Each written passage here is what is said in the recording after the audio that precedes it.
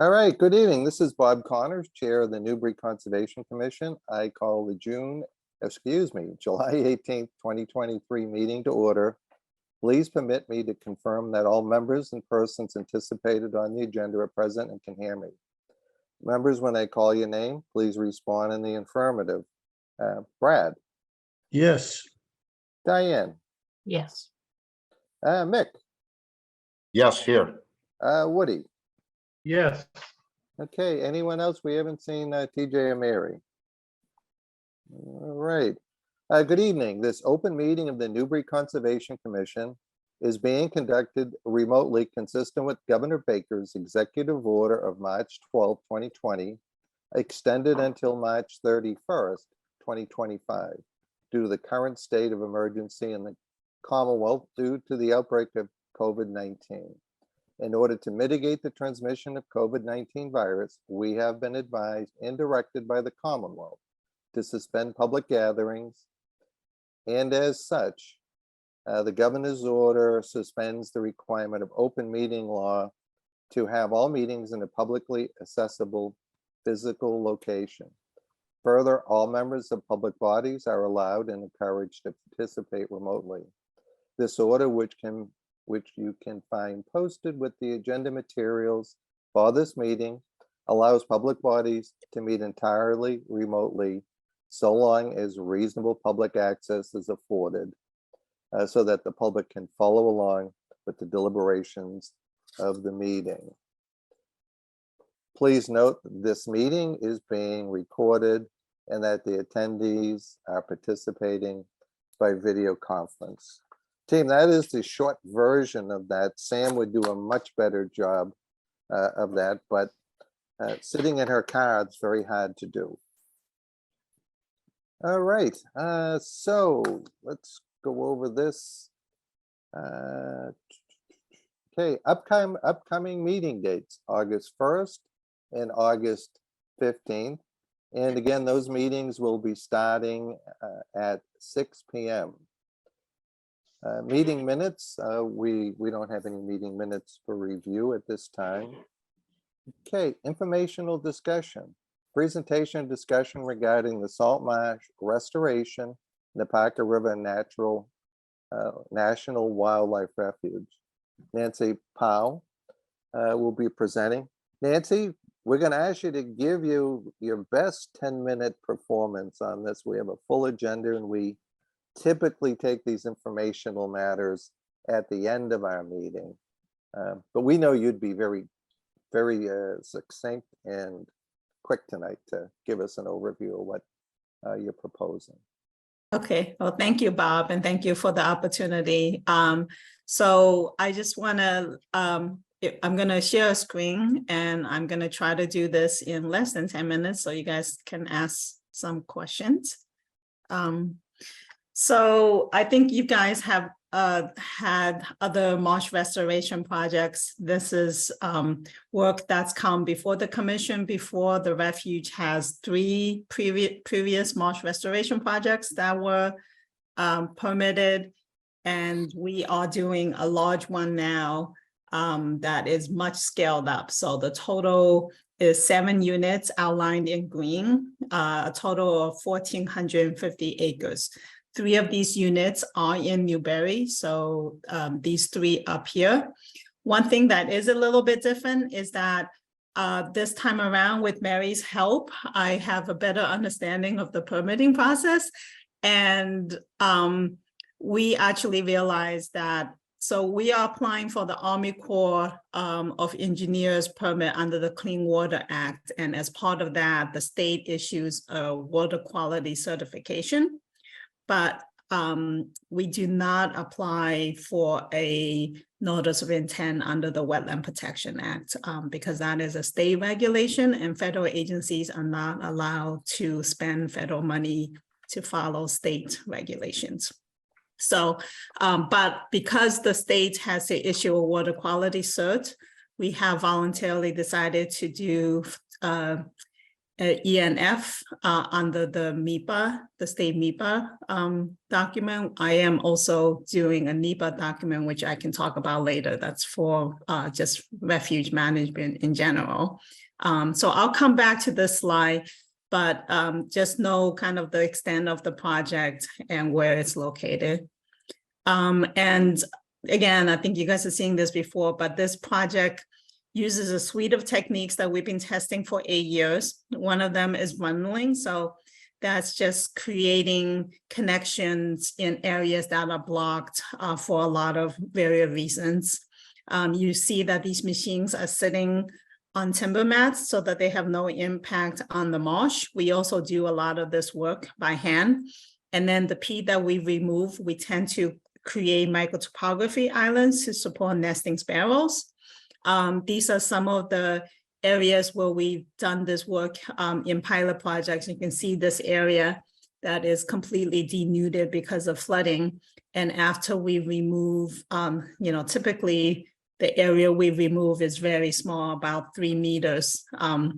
But it has a big impact in that the plants are able to come back. And here you actually see salt marsh hay, which is one of the highest species we have coming back. The microtopography islands, again, revegetates usually within 2 to 3 months. So this is right after we create it. And then this is September, 2 months later in November, you can see how much vegetation has grown in.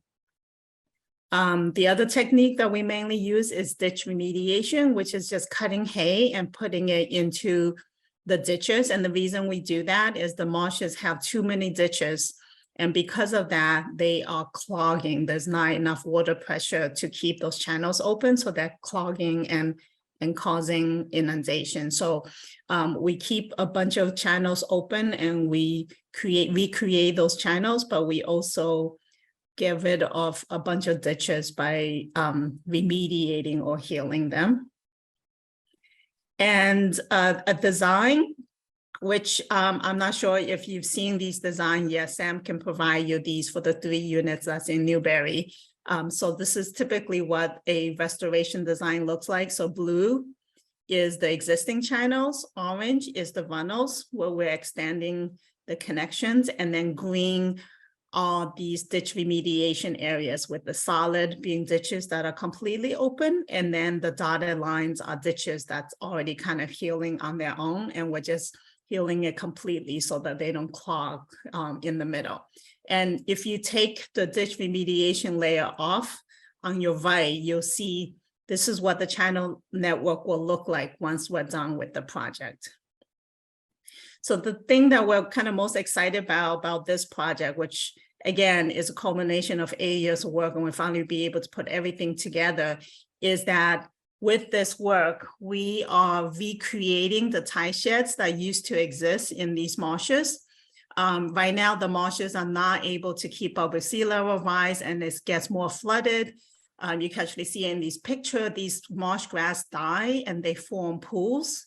And once the grass dies, the marsh basically disintegrates and is not able to keep up with sea level rise. But by doing this work, we are recreating the flow of water onto that marsh surface and the ebbing of tide water.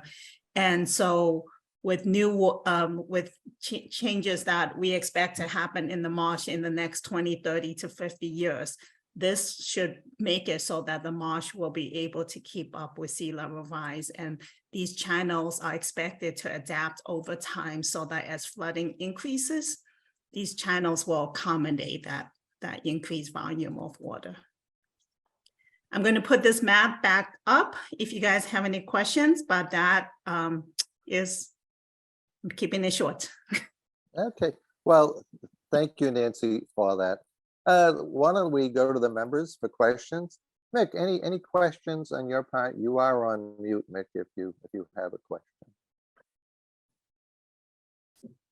Yeah, no, great information. I really appreciate it. Very interesting.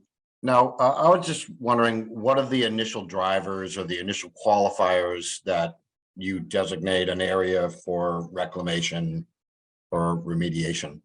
Is it a flooding criteria, or like I see some of the marsh grass, dying off, but what's your initial kind of criteria that says, okay, we're going to fix this area? So from this map, you can kind of see that the areas we've chosen to do first are the kind of uppermost portion of the marsh. So the marsh that's furthest away from the sound and the tidal creeks. And the reason is that we're seeing the most impacts in terms of kind of the pooling and the clogging that is happening, because as these ditches clog, you think about that tide water coming in, it comes in with sediment. The sediment tends to settle out pretty quickly once it goes into the creek system. So they tend to get blockages in the middle. So these upland portions tend to have the most impact. So I was picking sites that had the most degraded impact. I mean, all marshes eventually probably need to be restored. We have like another 1,200 acres on the refuge that hasn't been done, and that is currently being designed. I am going to monitor this first to see how it responds, but with those marshes that's closer to the tidal creeks, sometimes you see the marsh responding on their own. So for example, in the area, if you zoom in to the area of Nelson Island in Raleigh, you'll see that there was a lot of large pools that developed in the last 100 years or so.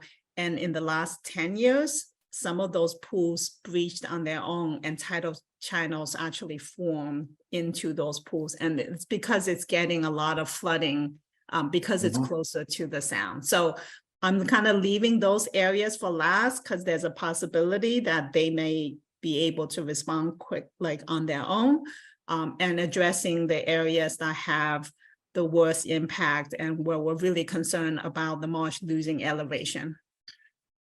Interesting. No, thank you. That's interesting information.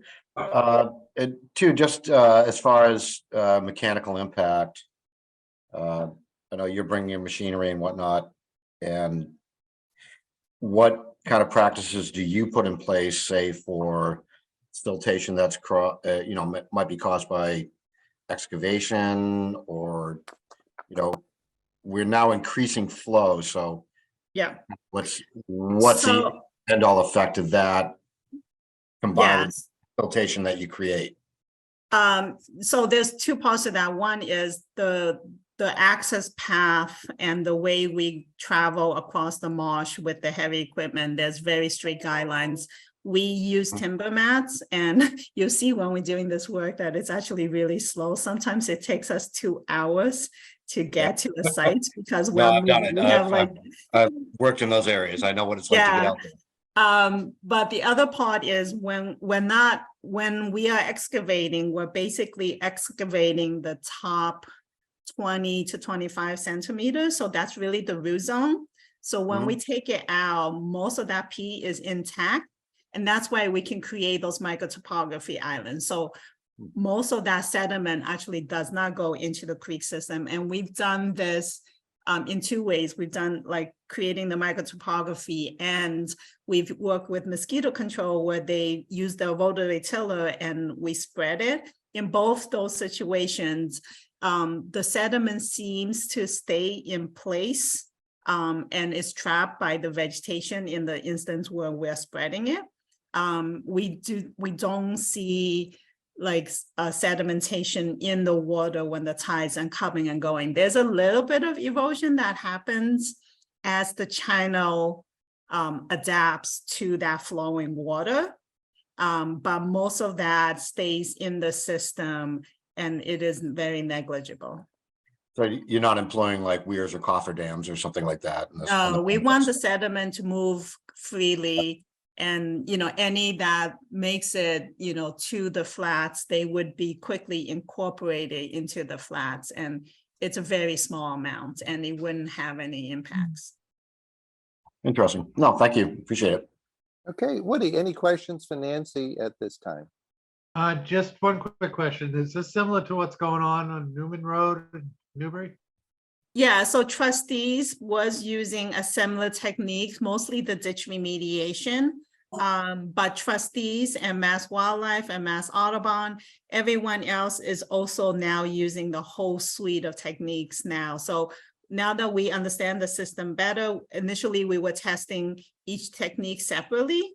Now we understand that we can use them together to restore the whole hydrology of the marsh. So everyone has shifted to this combined technique and this holistic design.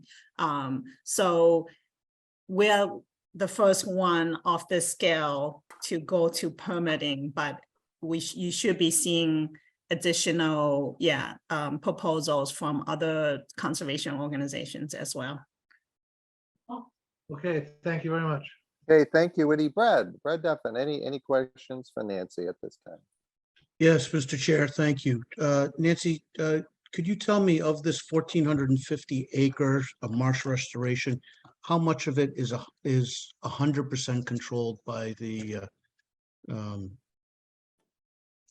federal government? And are there any areas within that 1,450 acres that are owned or controlled by some of the previous organizations that you mentioned? No, so this is all on refuge land. This is all federal land. Yeah. Thank you. Thank you, Mr. Chair. Okay, Diane, any questions for Nancy at this time? Nope, looks like a good project. Good luck. Okay, well, listen, I see my good friend Steve Manchin with his hands up. Steve, we typically on these informational don't take questions, but because of a new early start time, if you have a couple of good questions for Nancy, have at it. Thank you, Mr. Chairman, and I hope they're good questions.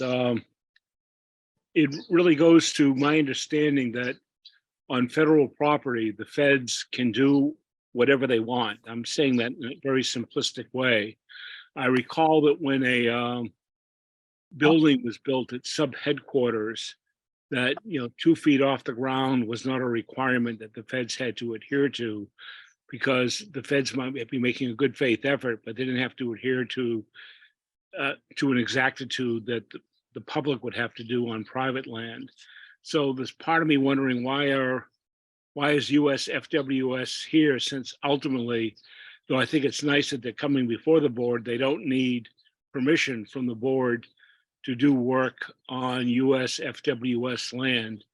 And maybe that's a comment, maybe that's a question, but I mean that in the spirit of moving things along as opposed to something else. So with that, I'll be done. And thank you, Mr. Chair, for allowing me the ability to speak to this point. Yeah, as Steve, this is an information session that the refuge is putting on. I think Mary's been working with Nancy, and it was a good idea to just bring the commission up to speed. And Nancy, if I'm not mistaken, you've done this in other towns, in Ipswich and other communities as well. Yes, this project is on 3 different towns, so Ipswich, Raleigh, and Newbury. And as you mentioned, even though we don't need a permit from each of those 3 towns, the work we do certainly affects the towns, and we thought that there might be a lot of community interest in this work. So we just, as a courtesy, because the commissions typically regulate this type of work, we just wanted to let them know what we were doing and answer any questions, both as part of the state MEPA process and as a federal agency, we always take public comments into consideration for any work we do. So it's just a good practice to take input on any of the work that we're doing. Yeah, well, Nancy, thank you. And I know that Sam thanks you for this information, because she would be the first one to get a phone call when someone sees a mini excavator driving around the Great Marsh. So, team, any other questions before we move on to the next agenda item? All good, Bob. Okay, Mick, you're good? Woody, any follow-up? No, I'm good. Thank you. Diane, thank you. anything in your part? No, Sam, any comments in your part before we move on? I am all set. Are you back in your office, Sam? I That's, am back in my office. We're good to Wow, go now. takes all the pressure off me now. Nancy, thank you. Thank you very much. And what is the start date? When do you expect to have equipment in the field? So we are doing this work both in-house and contracting it out, and 2 of the units in Newberry are being contracted. So the Pine Island South, which is the Marsh unit directly south of Pine Island, that one we're probably going to go to bid first next year, depending on how long it takes us to come up with the details for the bid package. I'm hoping it might be the winter of 2025 next year, but it might take as long as fall. And then the one that's on the Plum Island side, that one will actually be done with in-house staff. So our maintenance workers and a team that we're hiring to do ditch remediation, and we expect that to be done in 2025. So next fall, the following winter. Okay. Nancy, thank you very much and enjoy the rest of your summer. Thank you so much. for the presentation. Oh, Nancy, one point. Is Yeah. this deck going to be available? Can we have this in our Dropbox for reference? The slides, I can send Yeah. that to Sam. Yeah, Okay, that would be great. okay, thank you. Okay, thank you. All right, Thank you. moving on. Certificate of Compliance, DEP file number 0501310, 34 Plum Island Turnpike. Request for a certificate of compliance for work to construct a new single-family residence. Sam, I was actually contacted by David Mullen. If David or any of his representatives are here, they're going to take no action on this and just let it. Right. Yeah, this one, I think there was a little bit of a communication breakdown between the 2 of them. Dave Mullen just bought the property. They are going to withdraw the request for the certificate of compliance. And actually I have to call them back because the fee already got paid for that. They're going to actually do an extension for the order of conditions. It's going to come in at our next meeting. Okay, So we'll have that one to look forward to, at least for this. well, okay, moving on. Okay, certificate of compliance, DEP file number 0500135, 40 Northern Boulevard, a request for a certificate of compliance for work to construct a garage foundation. Sam, can you give us an overview and a recommendation on this one?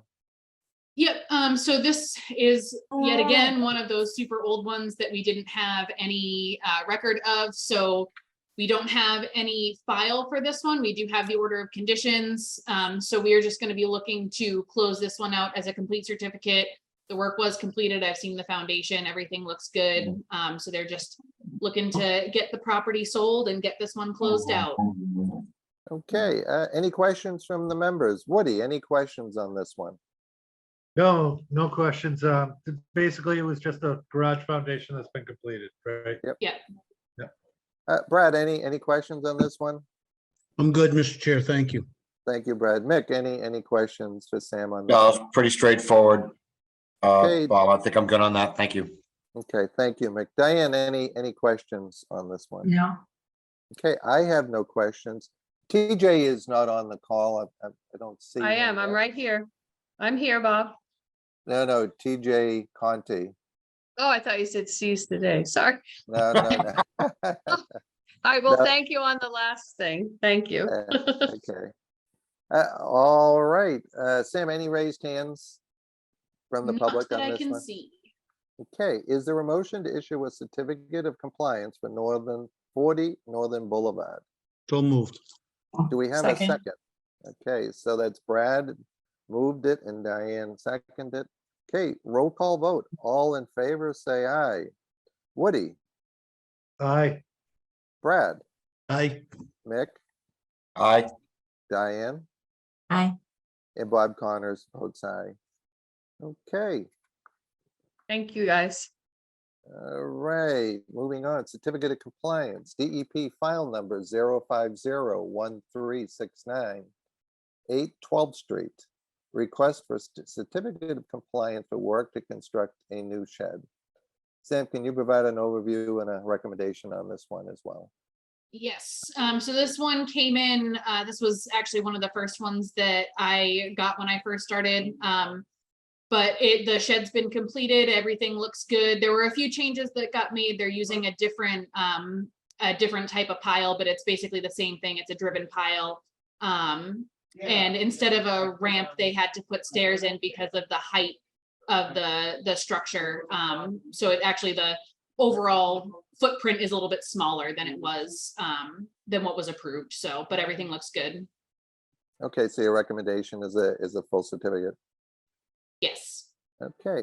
All right, any questions from the members? Woody, any questions on this one? Nope, no questions, Bob.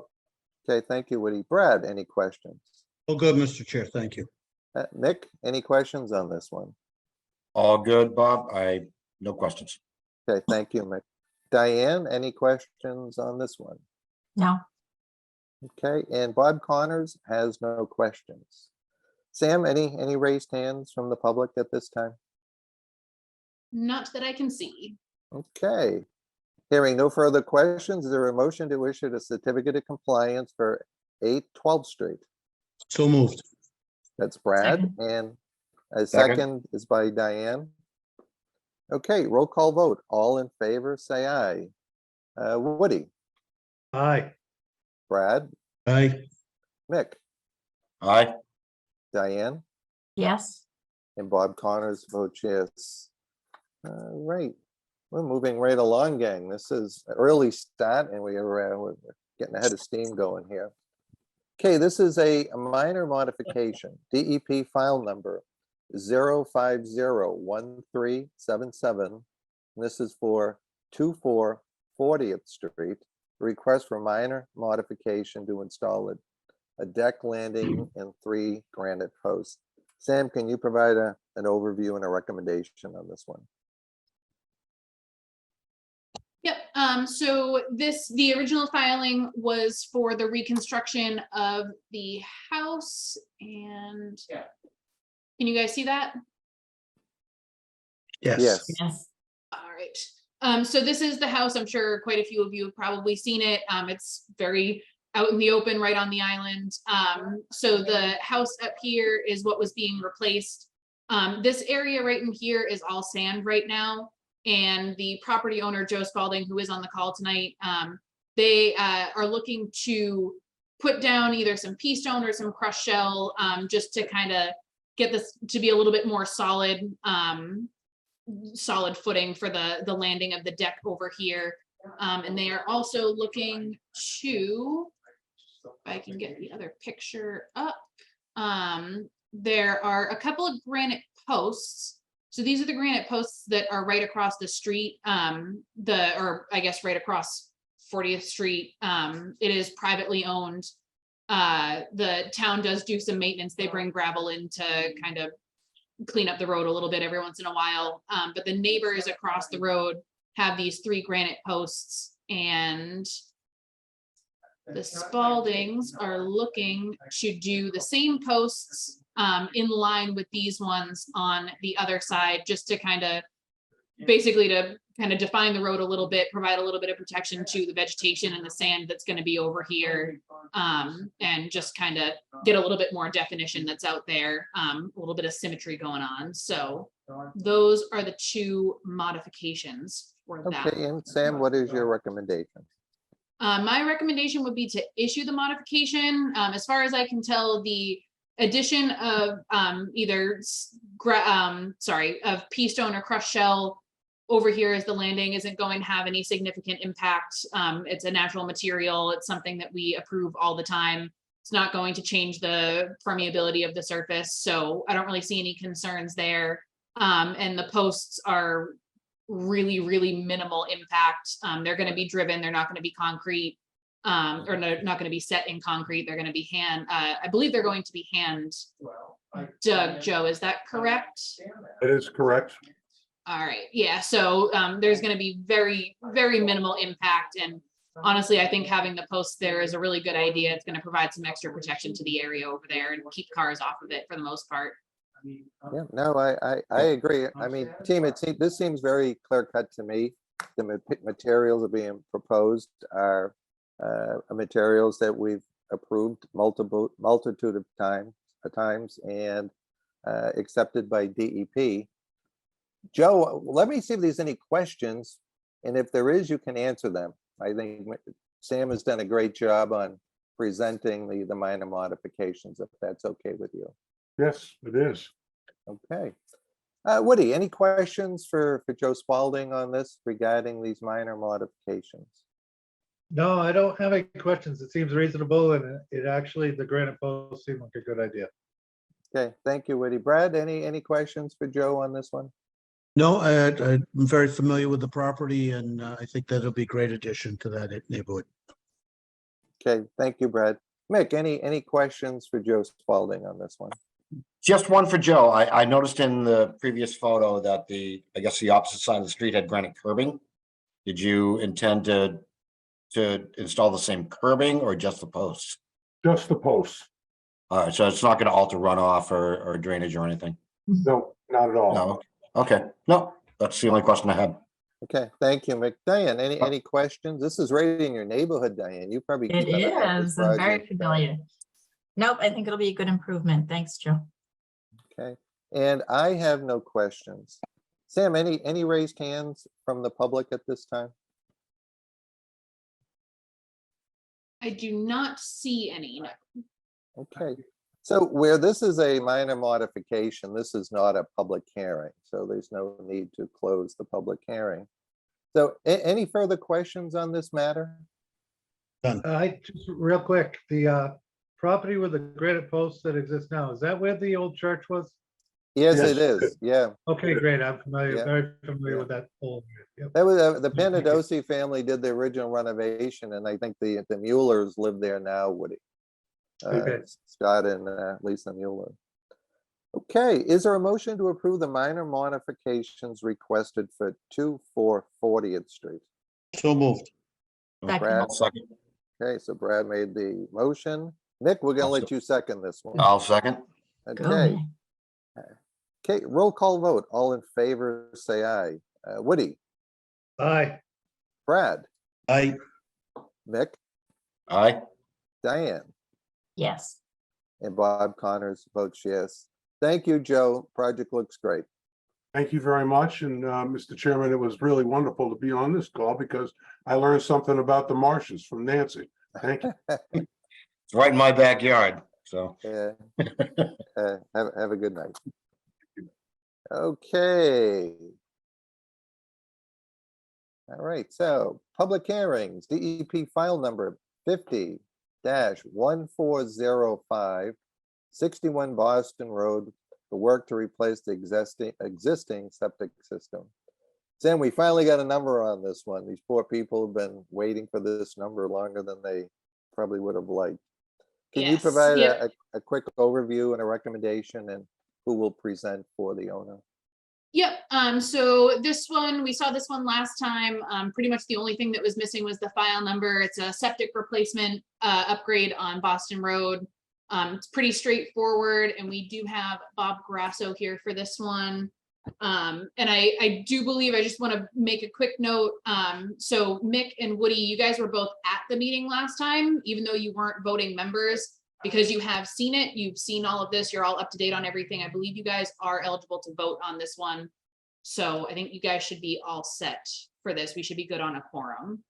Yeah, no, where it is the actual public hearing, everything else was informational, so I concur with your assessment.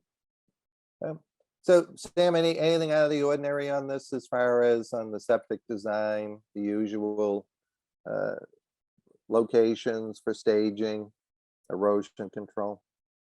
Nope, nothing too strange for it. And I don't believe there were any questions or concerns about anything last time, and we didn't have any comments from DEP either. Okay. All right. Well, who's going to present for the Berlin? For the record, my name is Bob Grasso from Engineering Land Services. Welcome, Bob. I finally got a DEP number after Yeah. talking with about half the DEP staff. There's something wrong with their lockbox in Boston. It's just when they changed the addresses, I'm not sure what's going on down there, but I have another filing with you and I think I'm fourth up on the public hearing. This is just a septic system replacement. We were just waiting for the DEP number. It has been approved by the Board of Health. Do you want me to walk through this plan again, or? Why Well- don't, you know what, why don't you give us Sure. your best 5-minute presentation? Sure. Well, we had the wetlands flagged by Norris Environmental 1A through 11A shown right here. And then we had on the bottom, we had the 1B to, can I share my screen? Samantha? Yeah, Can I share my certainly. You screen? can. You certainly can. Okay. Let's see if I can grab it. Let's see. Can you see that? Can you see that? No, not yet. Yeah. Well, it says shared on mine. I'm not sure what I'm doing. I'm Well, you know seeing it what, on my, well, you know what, why don't we do this, Bob? Let's go back and Yeah. have Sam put yeah, okay, her plan up. And you know what I'll do? Why don't I do this? Why don't I, we'll put the plan up, go around to the members and see if there's any first round of questions. Okay. And why don't we do it that way, I think. I like to just go through the existing conditions and the proposed.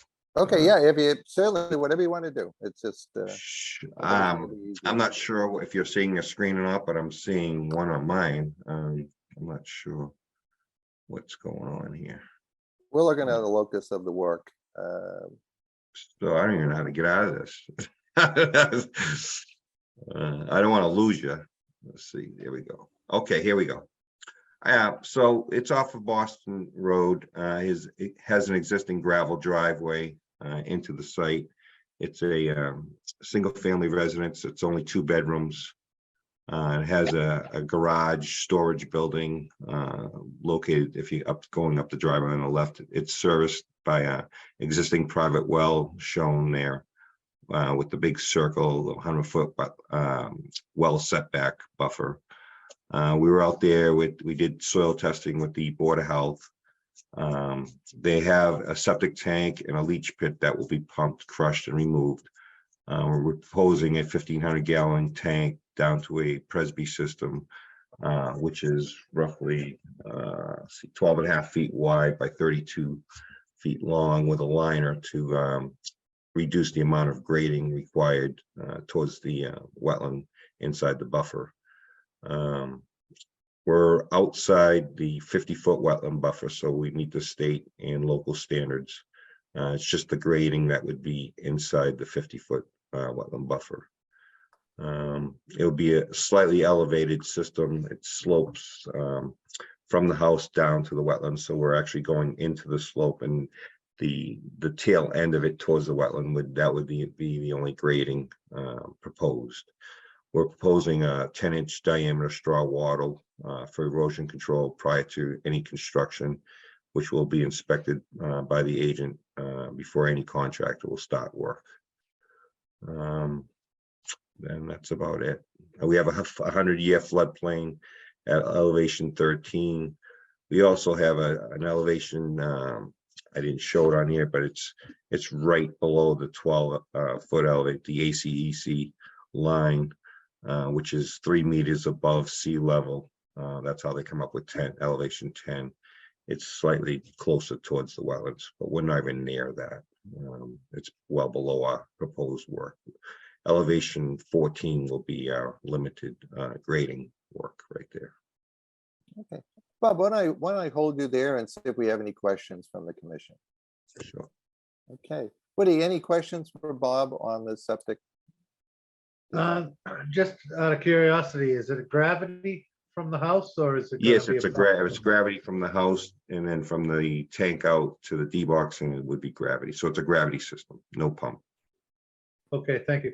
No other questions. Thank you. Thank you, Woody. Brad, any questions for Bob on the septic design? No, straightforward. Thank you, Mr. Chair.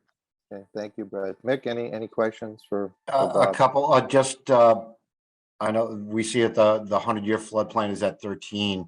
What's the base elevation of, you said 14? That's the base elevation of your excavation work? Yes, that's the limit of our work.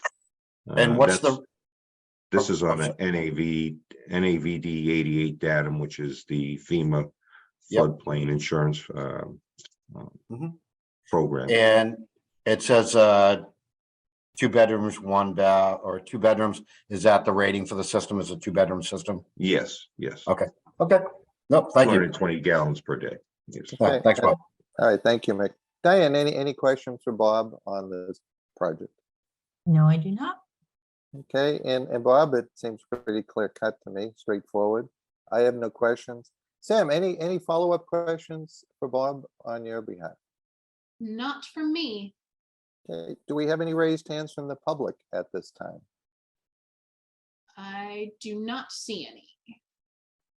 Okay, well, do any members have requests for additional information or plan amendment or adding additional content to this notice of intent? No. Okay, hearing none, I'll entertain a motion to close the public hearing. So moved. Do we have a second? Second. Okay, roll call vote. All in favor of closing the public hearing, say aye. Woody, Aye. Brad, Aye. Mick, Aye, sorry. I was muted. Diane, Yes. and Bob Connors votes yes. All right, so I'll entertain a motion to issue an order of conditions for 61 Boston Road with the usual conditions. So moved. And do we have a second? Second. Second. Okay, roll call vote. All in favor, say aye. Woody, Aye. Brad, Aye. Mick, Aye. Diane, Yes.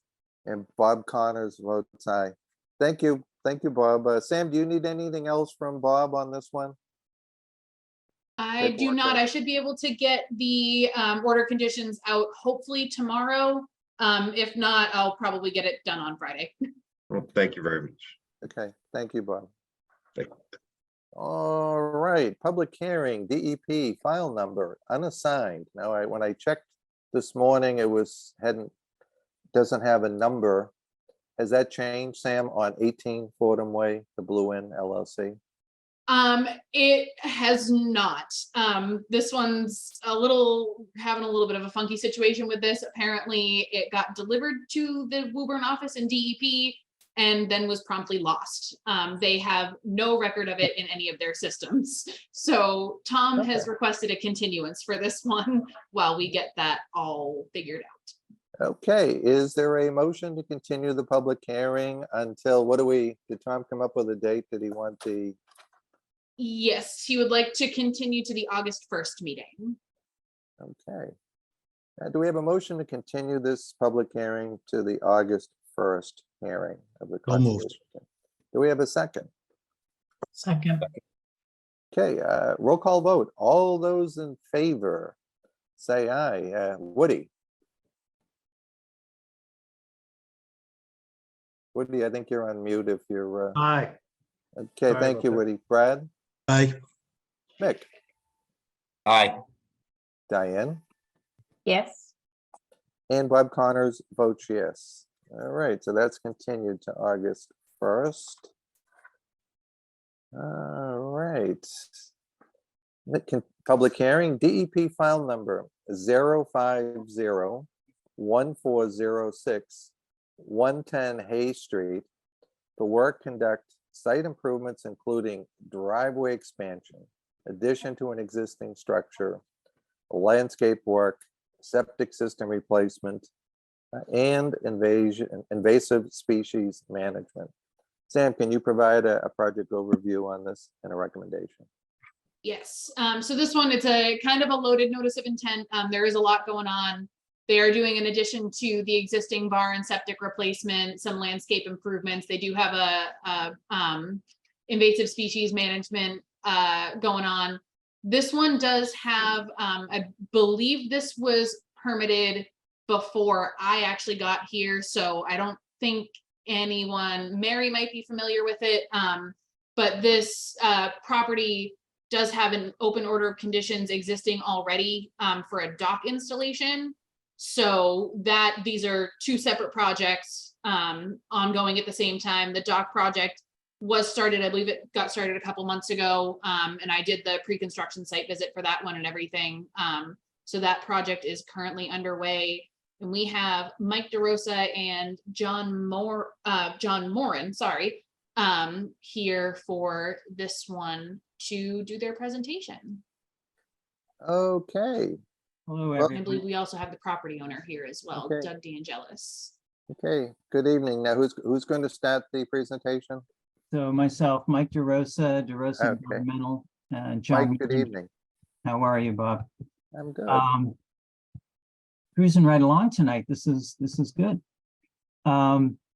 John Moran's with me, the site engineer, and also Doug DeAngelis, the. So Mike, I'm going to stop you there. We want to continue this roll we're on, so give us your 10 best minutes on this one. if you That's what will. I'm gonna try to do. There's a lot going on this one, but it's I'm all being- good and it's all positive. So we'll try to, I'm gonna share my screen. I'm coming to you from Portland, Oregon tonight. And hopefully the internet here is gonna hold up, but John's gonna back me up if I fail. So I'm gonna share my screen if that's okay. Okay, And can you see this? Yes. So we do have a file number, no comments from DEP. Want to do, whoops, let's see. I'm used to two big screens and I'm down to one laptop, so it's forgive me for this. I want to give an overview of so people get a sense of where we are. We're on Hay Street, right where Newman Road. Newman Road's down here, if you can see my cursor. This is the bridge over the Little River, which is tidal and flows this way. This is the existing house and garage here, and then there's an existing barn here, which they're working on now. Access to the site is off Hay Street here. I'll go through the wetlands, but essentially it's BVW in here, bordering vegetative wetland, and then it switches to salt marsh. And it's salt marsh all the way around here and across the street. So that's sort of where the site is. A quick overview of the elements. So we've got a landscape and hardscape plan. There's portions of lawn that are going to be converted to patio. The plan was done by Lolly Gibson, who's a well-known landscape architect and designer. This is one of her last projects. She's retiring.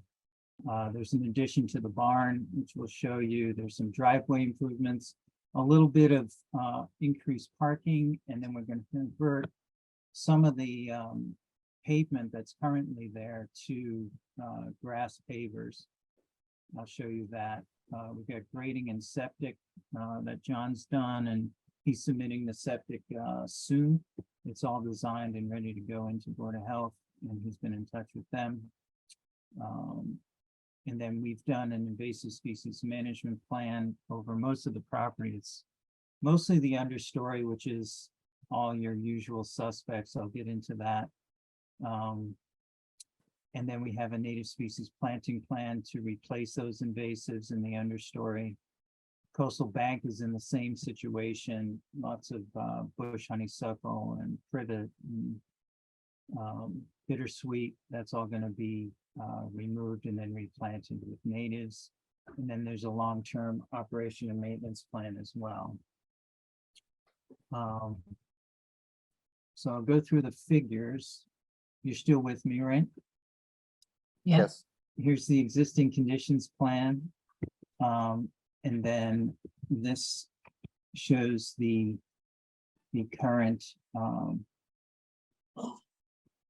resource areas. So we have bordering vegetative wetland up to about A13. and then it switches to salt marsh all the way around. The purple color is the floodplain, elevation 13. Orange is the coastal bank with the green 100-foot buffer zone.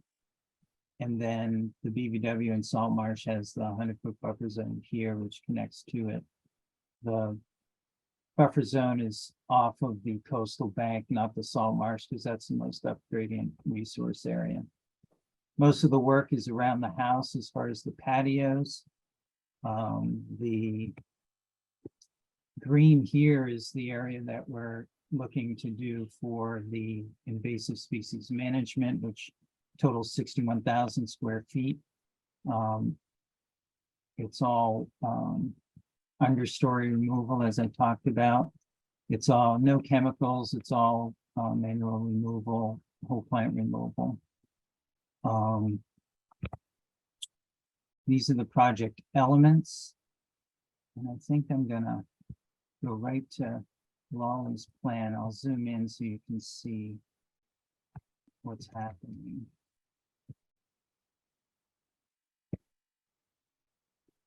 So let's start with the barn. So here's the existing barn here, and we have an addition that comes out. This is going to be an indoor pool and then some art space. We have a deck that's proposed, and just lots of plantings. Everything's native. It's really mostly plantings. There's a little patio space here, and then a deck and pergola space here. Another pergola here and walkway. This is all patio block now, and that'll all be, I believe, bluestone. Lots of plantings, a very complex planting list from Lawley. And then this area is currently paved, and we're going to convert it to a grass paved product, which is sort of a geogrid that gets filled in with soil and then seeded. This is well shaded by some overstory trees that the grass should do well there. Let's see what's next.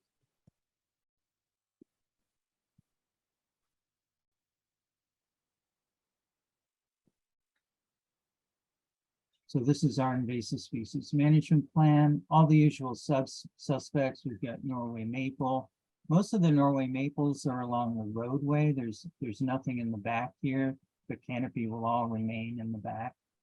So there's Norway maples here that are coming out. There's also an infestation of Asian elm in here, which is really taking off. So we want to get ahead of that. So those will all be coming out, or proposed to come out. There's some dead red pine, which, so we had Ben Staples from Chicoria. Ben is their arborist, come out and do an evaluation. So the dead red pines are definitely a hazard, but we're going to cut them to where probably about 20-25 feet high. So they're all going to continue to function as wildlife trees. And then there's a couple dead cherries that we're going to do the same thing to, and we'll keep them about 20-25 feet. We'll probably stagger the heights. But those will remain as habitat trees. We'll take the hazard away, but keep the habitat value.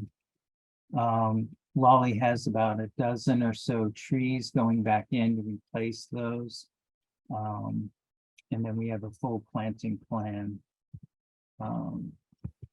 that is extensive as well. It's largely an understory planting plan where the canopy is remaining. And then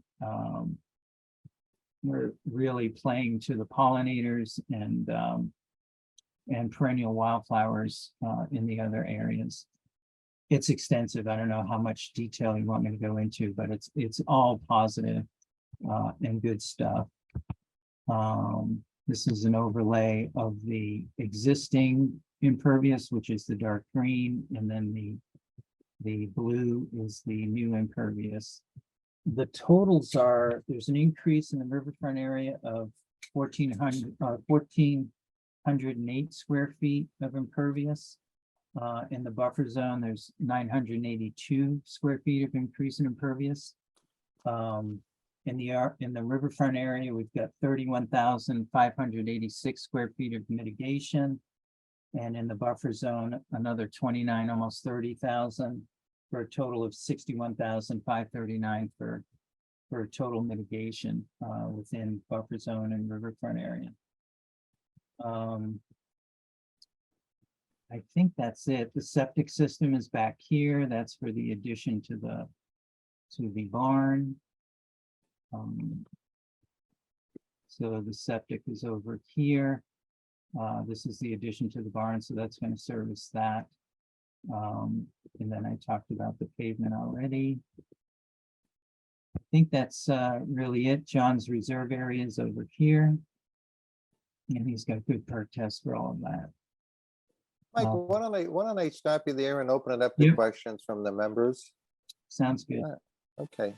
Woody, any questions for Mike at this point? No, I'm familiar with the property. And I don't have any questions at the moment, Bob. I may have one later. Yeah, I'll circle back. We'll circle back again on this, Woody. Thank you. Brad, any questions for Mike on this? I'm just concerned about the magnitude of the amount of work that's going to go on in this very sensitive area. No specific question, Bob. Okay. I think the mitigation of 61,000 square feet, which is basically the invasive species component of this, is consuming most of this area. Mike, that basically so it's actually mitigation of a bad thing that's consuming most of the project, but I hear you, though. I do understand that, Mr. Chair. But I am concerned at the amount of work that is going on in this sensitive area. It's very, very close to the river. But that brings up a good point. Mike, can you point out what erosion control measures Yes, are no, being? that's a really good point. I was just going to chime in. On the coastal bank, we're going to be using core netting. And what we like to do, again, things will be removed. Some of the roots will be cut right at grade, so the roots will remain in the coastal bank to stabilize that. And then we use a seed mix, drought tolerant seed mix of red fescue, little blue stem, and switchgrass, which are deeply rooted drought tolerant plants. Those will stabilize, do the functional work of stabilizing that bank. And then we have a detailed planting plan that goes over that with shrubs, some tree species, things like sumac, which is already there, staghorn sumac, beach plum, all those native salt tolerant things. So that coastal bank will be put back together and stabilized. And then we'll also use core netting. So we do the seed mix, we do a thin layer of salt marsh hay, which we get right up the street from above Colby. And then on top of that will be our core net, which is a thick blanket that gets stapled in place. And that stabilizes everything until the plants come in and grow right through it. On the other areas, the areas that are flatter, which are largely in this area here, we'll basically have a mini excavator that with a thumb that just pulls those shrubs, and we're there with them. So, and we've worked with our contractors on all these invasive species ecological restoration sites. So those areas will be removed, but we stabilize them immediately with a seed mix and with hay mulch. So everything gets stabilized the day of, and we're not going to do it all at once. It's going to be done in phases. So I totally understand what Woody's saying. It's a really good point, but we'll be stabilizing as we go, and it'll be done in little bits, not in a huge sweep. So So Mike, just a follow-up question on the mini excavator. What are you using for mats? Are you it's using actually all matting or? it's all buffer zone, so it's pretty Okay. firm in there, yeah. Okay. I don't see any need for mats in there. There's no wetness. Okay. And it'll be surgical, because there is some good things in there that we want to keep. So there's some blueberry in there, there's some other things that we definitely want to keep in there, so witch hazel. And we're going to be putting more of that back in too, so. Brad, any other questions or concerns at this time? I'll circle back with everyone again too. Thank you, Mr. Chair. Okay. Mick, any questions or concerns on this?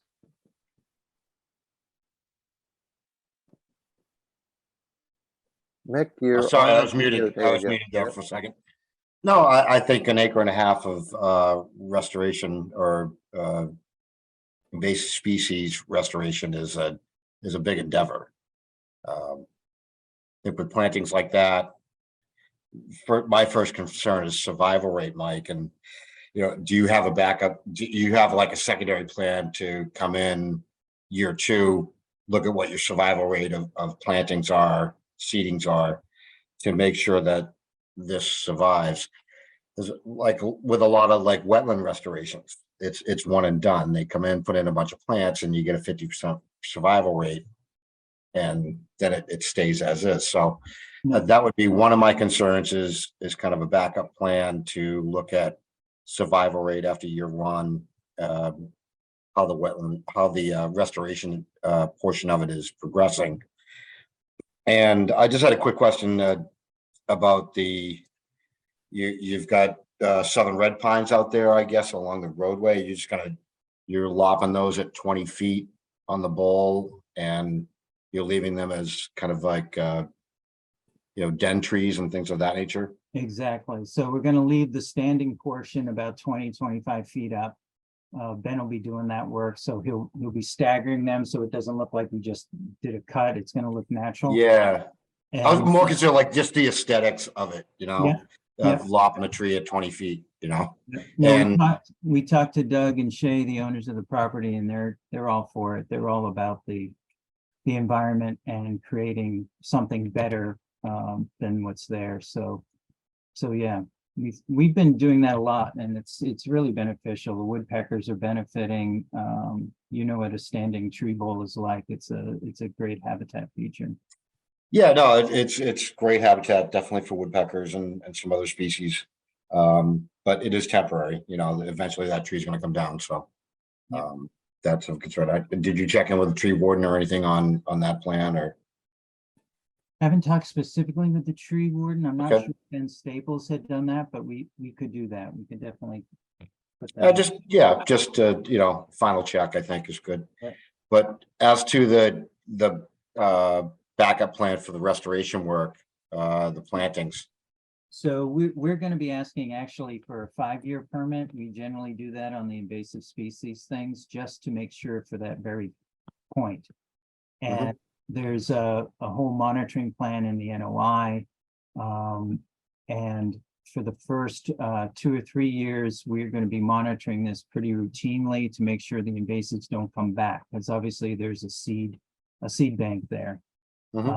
So we want to be on top of that. So there's a full aftercare and maintenance plan to make sure this actually succeeds. It's not a once and done thing at all here.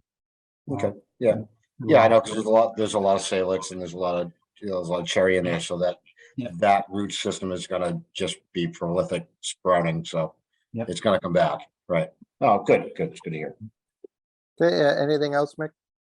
No, I don't. Thank you, Bob. Okay, and I'm going to circle back once again on this with everyone, just to follow up. Diane, any questions for Mike DeRosa on this one? I had a couple. You just mentioned that you were going to be requesting a 5-year maintenance, 5-year order of condition. In the written presentation, you mentioned that it would be a perpetual order, like a perpetual maintenance So that what you we'd wanted like to approved in do- the order of conditions, Yeah. and I wasn't sure. My question was, can we do a perpetual? So it order would of be. condition? It would be basically what we're asking for and on all these invasive species and ecological restoration projects. We asked for a continuing condition that allows us to go in and maintain the maintenance to make sure those invasives don't come back. exactly to Mick's point. To ensure that, it's not a once and done thing and we walk away and then there's no opportunity to do maintenance further into the future. So that's what that's for. It's to secure the ongoing monitoring and ongoing maintenance of that landscape. So that was my question. I guess maybe it's to Sam, or can we do a perpetual order of conditions like that? I don't know. I would think probably under special conditions, we could wordsmith that. I would Yeah, think, but- yeah, so we can include perpetual conditions in the order. The orders are generally, they're only good for 3 years, but if we include perpetual conditions for the management and maintenance of the invasive species, that'll hold until even after the certificate of compliance is issued. So Okay. Diane, to your point, you typically request a maintenance plan. It would seem it would be appropriate to tie the invasive species maintenance plan to this perpetual condition so that there's some ground rules there. Mike, Yeah, I didn't have a problem with it. I just, Yeah, I yeah, no, was it's thinking just the a 3-year term and, Yeah. what happens after that 3 years. And if we could do perpetual ones that so there'd never be a certificate of compliance issued. Mhm. If we have this perpetual order of conditions out there. No, we Yeah, so- definitely have to, it's not for the order of conditions, it's for the operation and maintenance plans for the maintenance plan. So we definitely have to file for a certificate of compliance once this is all done. Okay, So Absolutely. then what's our enforcement after that? I mean, if it's well, the let go. maintenance, the approved maintenance plan, if they're operating within the guidelines, Mhm. that would seem to be the control. Now, Mike, have you submitted a proposed maintenance plan on this? That's in the NOI, yep. That's Okay. Yeah, it's in in there. the I text. read it. Why don't we do this? Why don't we go to that quickly? Because that's my one Yeah. question. Let's me find it here. It was an appendix. Was it? Yeah. Evan's been doing them as an appendix, so that way Yeah, it's like at the end. so the agents can just pull that out and attach it to the I hate these mice on these laptops.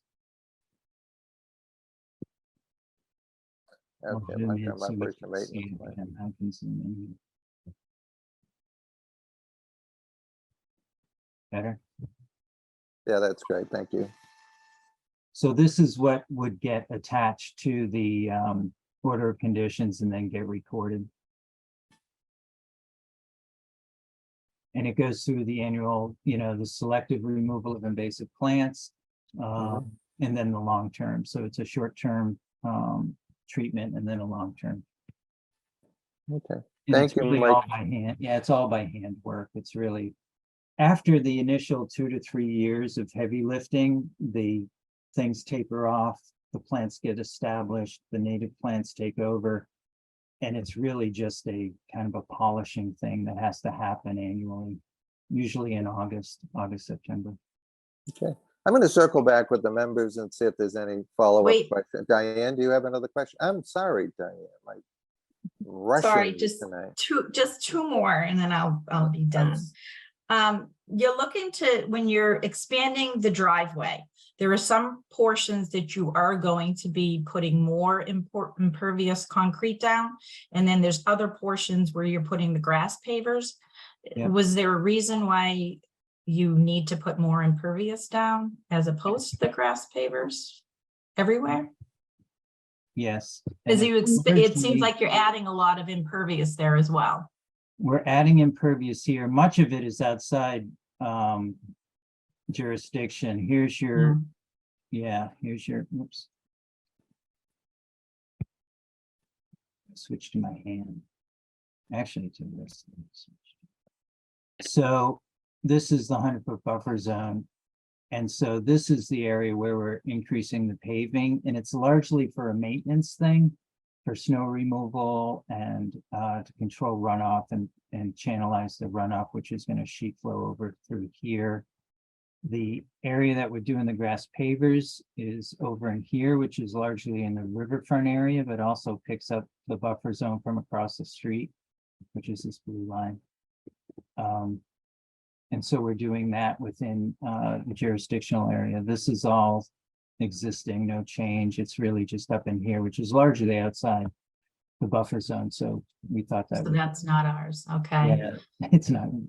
And then, okay, so that's a given. Good When you question, look at Randy. the invasive species, when you're taking all of that out, which looks like there's an awful lot of it, you're talking about stockpiling it. There's either a choice to stockpile it and chip it on site or burn it on site.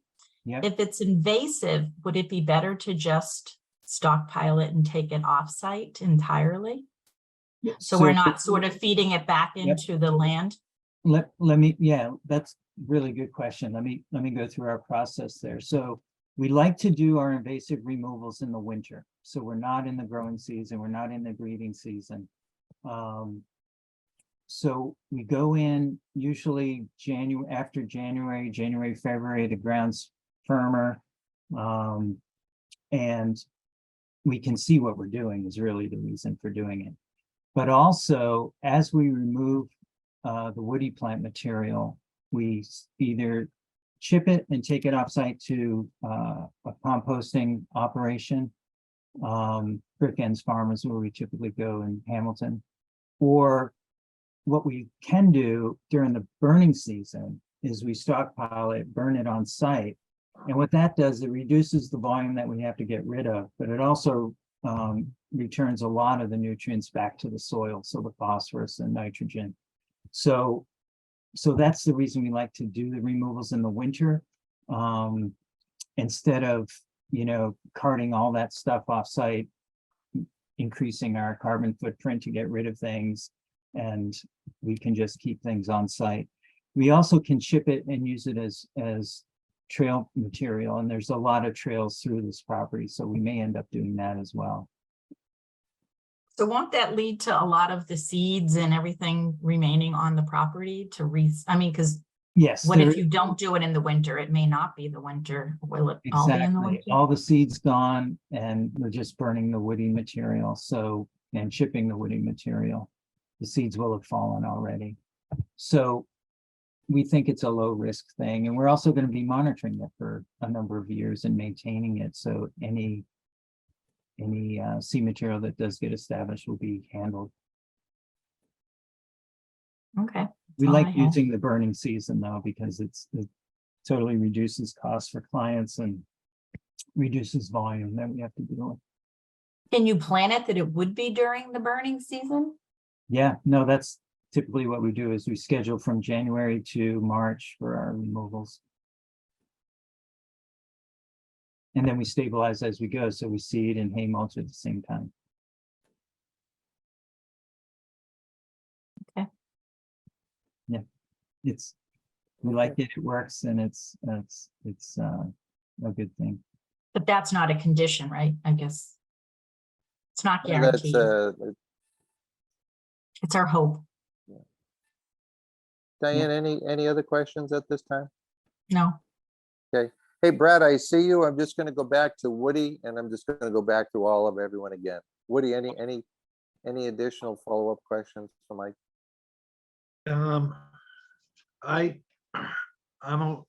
It's half concern, half curiosity.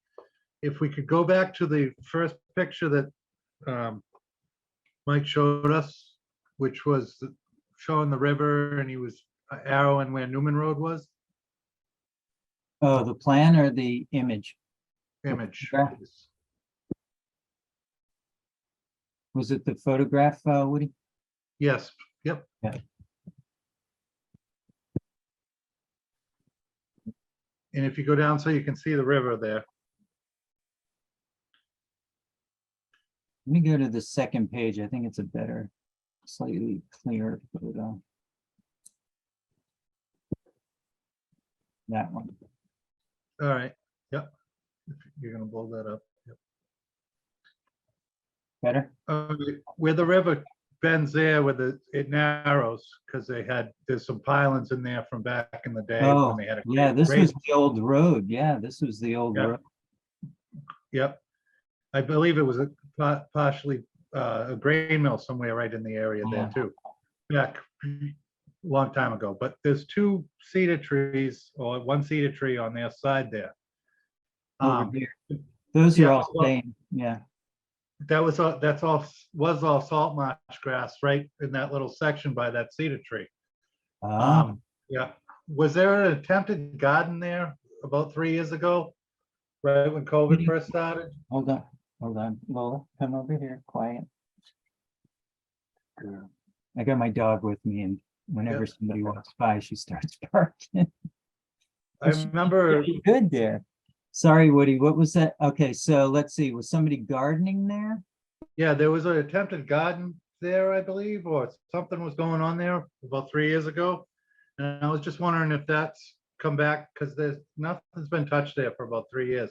Yeah, Since I it know. was originally put in the spring of when We're- COVID first hit. We're planning a perennial, like a butterfly garden down in here as part of the mitigation.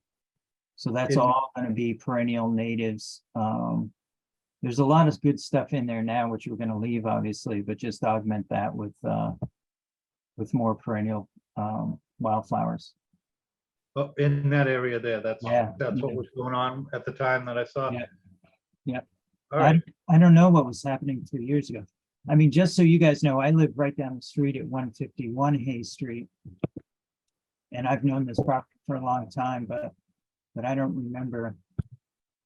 yeah, So- no, I was just concerned with what was going on there because that was a well-established little patch of salt marsh. So I was just Yeah. curious as to what was going on there. Yeah. Nope, nothing that I know of. Okay, thank you. Okay, anything else, Woody? No, not at all. Okay, thank you, Woody. Brad, any follow-up questions for Mike?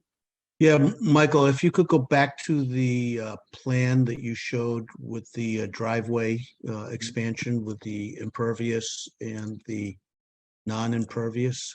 Yeah.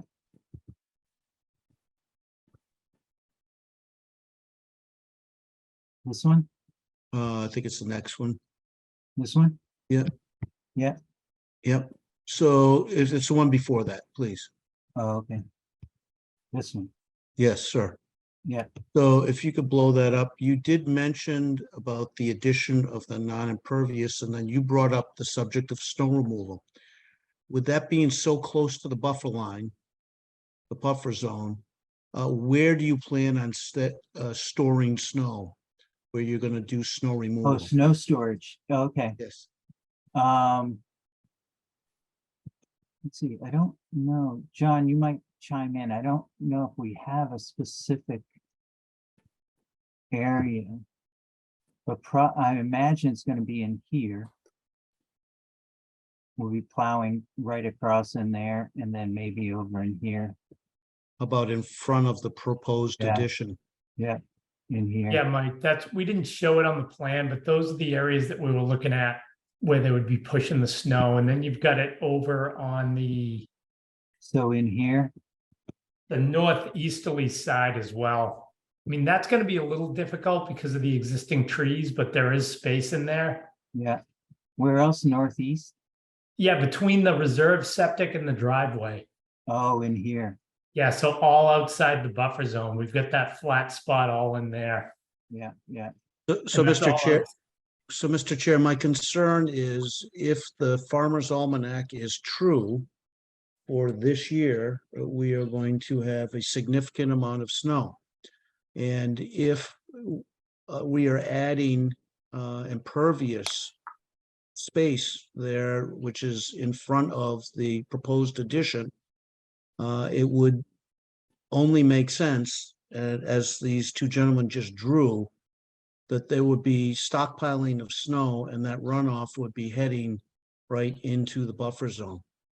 I suggest that a condition be added to this project that would not allow snow to be stored adjacent to the buffer zone line. where would you propose that we? I would not propose that. I would ask that you propose that, sir. Well, our proposal would be there. That would give us more than 100 feet to the wetland line for filtering and any issues with snow storage. Well, no. We could put it in here, which would be outside. You said that the green line is the line of demarcation for the buffer zone? The Yeah. 100-foot line, Yeah. the green line? Yeah. So that means that you're within that 100-foot buffer zone with the No. runoff. No, the buffer zone goes this way. Correct, I understand that, but if if I read the topo map correctly, that grades down towards the river. Is that right? That's correct, but it's vegetated the whole way. Mike, the only other thing if you call up, this plan's a little distorted. If you go back to your existing condition, you can see it on here, but if you look where the septic reserve is. Yeah. So that topography heading to the northeast drains down and then drains towards Hay Street. So go then back heads to, along Hay Street towards the wetland. So, this way. I mean, it's easier to see it on that plan. Yeah, let me zoom. It in. is. Where do you want me to zoom? It in? is.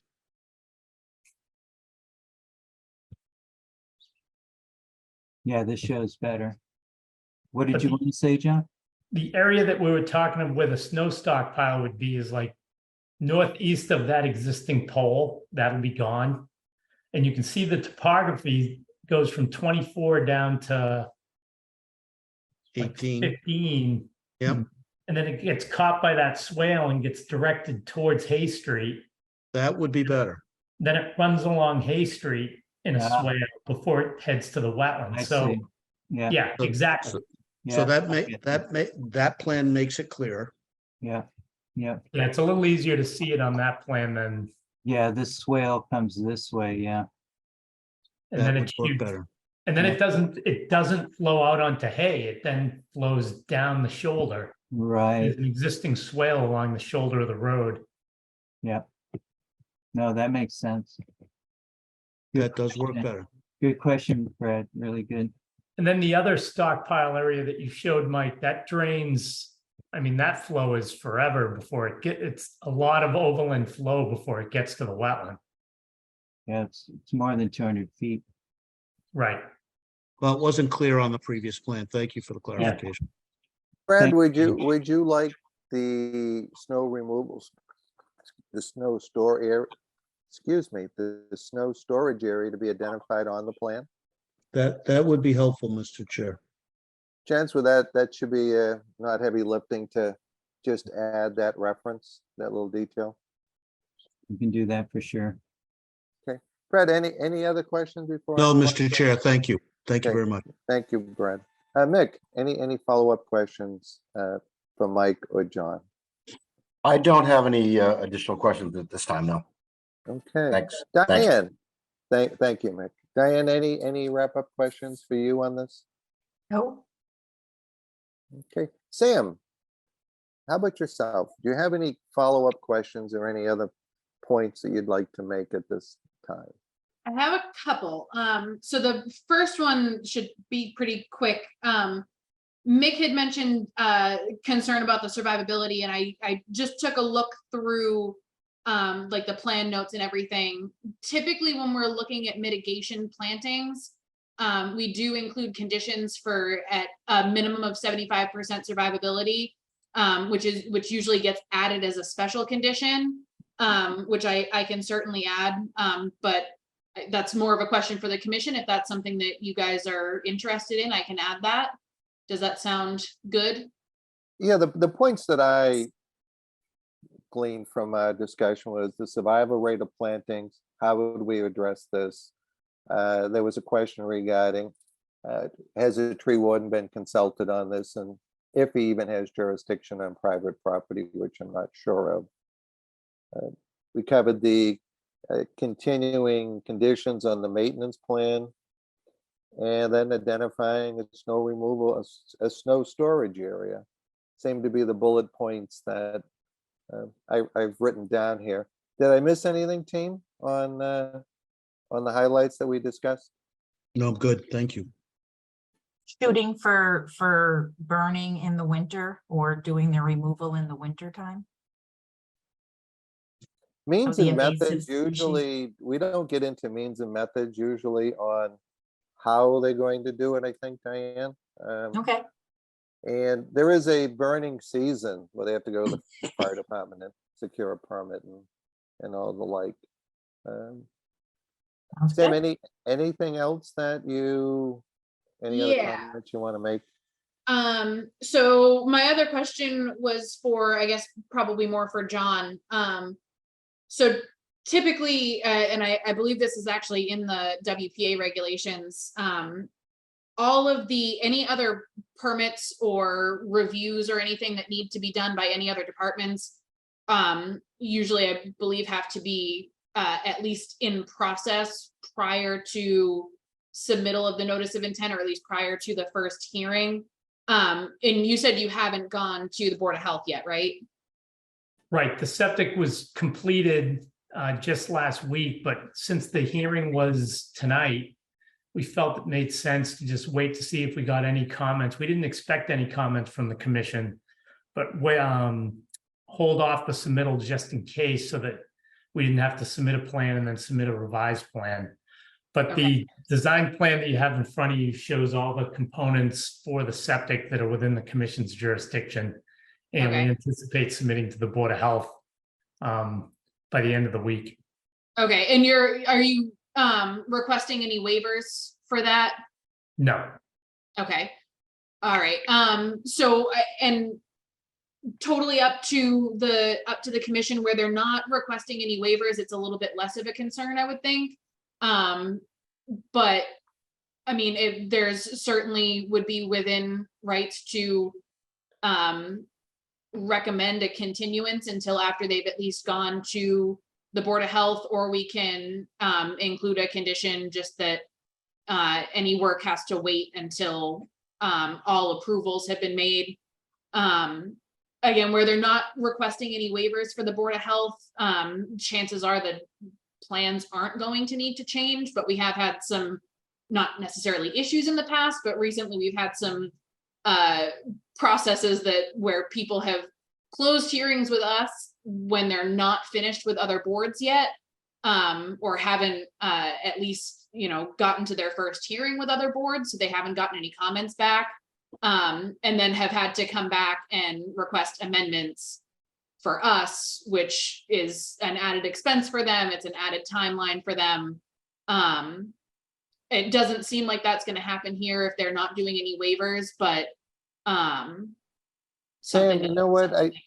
I don't recall a NOI that we've approved without prior approval to the Board of Health.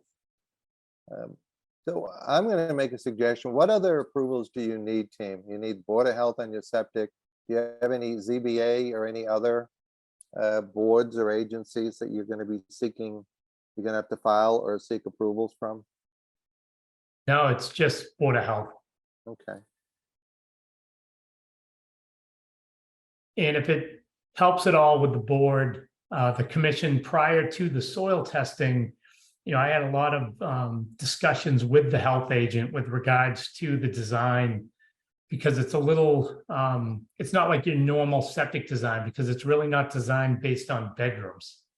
It's based on a use inside that barn. So I had several detailed conversations with the agent, where we planned on testing, what we were using for design flow rates. So as Samantha had pointed out, I don't anticipate any comments from the Board of Health. And if the commission was so inclined to issue the permit tonight, we'd have no problem with a condition that just says it's contingent upon Board of Health approval of the septic system. Again, portions of the septic within the commission's jurisdiction, but there's nothing out of the ordinary. It's not any sort of septic that's different than any other septic. It's pretty standard. Okay, thank you, John. Brad, you have a question? Yes, Mr. Chair. John, you just brought up the septic design is not based on number of bedrooms, but rather on use. Are you alluding to the fact that this property is going to be open to the public? No, it's residential use. It's the use of the owners of the property. It's just there's no bedrooms in that structure. There's no proposed bedrooms in the structure. So usually, the commission probably sees on a residential lot, septic systems are usually designed based on bedrooms. And in this case, there's no physical bedrooms. There's there's a ice cream, a pottery room, a home office, and there's an indoor pool in the barn. So I had to meet with the Board of Health agent to try to come up with a design that works based on those proposed uses. And we came up with a design that's, worked for her, worked for us. And again, it's all residential use. It's just not bedrooms. How many bathrooms are going to be in that structure? I think it's 1 or 2. Okay, good. And under Thank the you. code, you could have 100 bathrooms. Your Yeah. septic flow isn't based on bathrooms. I understand. I understand. Thank you. Okay. Team, I'm not comfortable voting on this tonight. We previously, every other septic design, and I understand it's routine.